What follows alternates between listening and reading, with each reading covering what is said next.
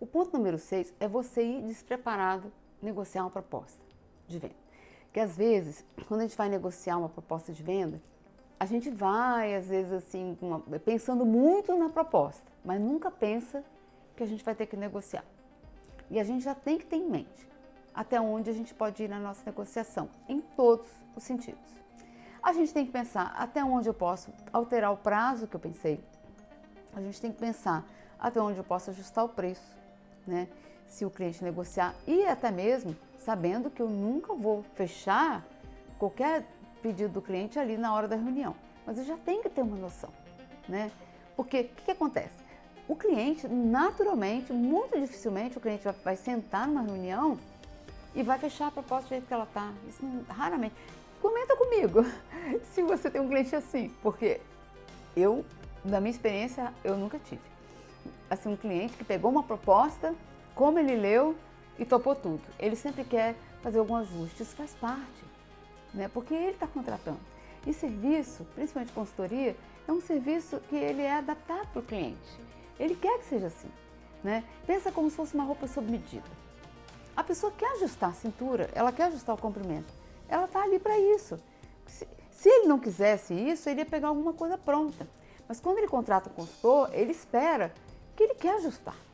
E não está errado. A gente tem que ter essa postura de que não está errado o cliente querer discutir a proposta. Então você vai para uma reunião de apresentar a sua proposta com a cabeça aberta para anotar todas as questões que o cliente falar, mas principalmente para pensar até onde você pode ir.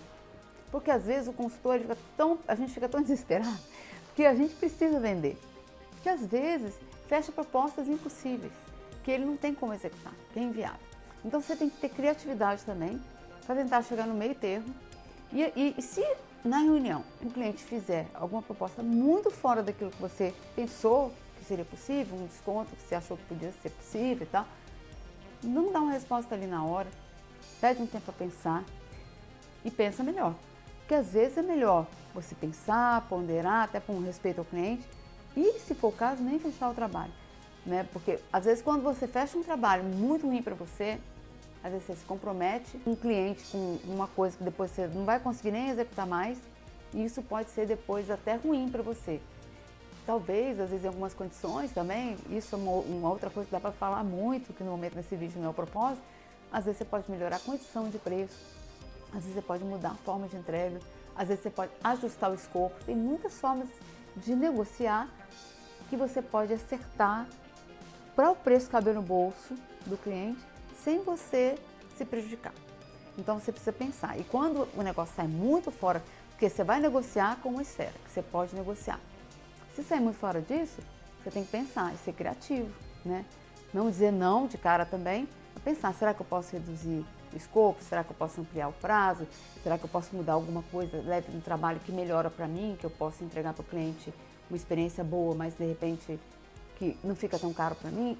A gente também tem que tentar chegar no meio termo, não é?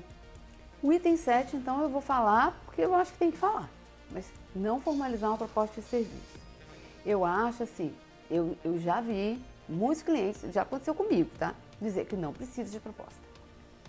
Não precisa. Mas eu vou te falar uma coisa, você pode, até essa questão de proposta, você tem que avaliar o que tem que constar na sua proposta. Você pode até fazer essa proposta de maneira mais informal, mas você tem que ter uma proposta, em vários sentidos, porque é isso que te protege legalmente, né, na hora de você contratar, e também porque é uma proteção para você do escopo que você tratou. Talvez se o cliente é um cliente antigo, um cliente recorrente, você pode ter uma forma mais simples de, vamos dizer, até um contrato que vamos dizer que ele é automaticamente renovado e rescindido via e-mail. Você pode criar, bolar qualquer coisa, mas eu acho que é uma pegadinha muito ruim essa ideia de fechar trabalho sem proposta. Se você tem dificuldade de fazer proposta, eu até te recomendo, tem vídeo aqui no canal que Getúlio explica minuciosamente como fazer uma proposta de serviço, porque isso é fundamental. Não deixe de fazer, tá? O item 8, complementando esse negócio da proposta, é não ter o aceite do cliente na proposta. Você tem a proposta, fez, o cliente olhou e ele não deu aceite, ele não assinou.